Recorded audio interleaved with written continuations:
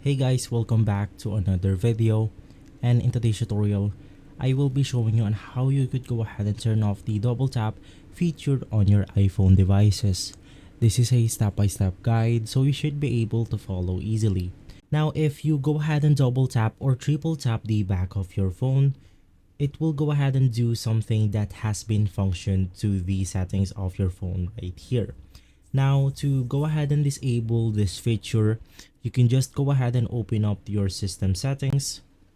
Then inside your settings, you want to scroll down until you came across the accessibility option. It's just below the home screen option right here and above the wallpaper option. Inside the accessibility, you can just go ahead and click on the touch. It's right under the physical and motor section. Inside touch, you could just scroll down until you came across the back tap feature. It's at the bottom of the option right here, so you want to go ahead and click on that.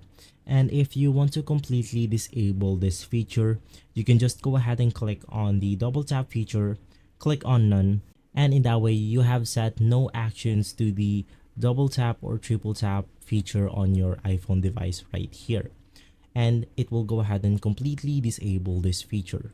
So guys, if this video has been helpful for you, please consider by liking and subscribing. I'll make sure to see you again next time, and as always, thank you.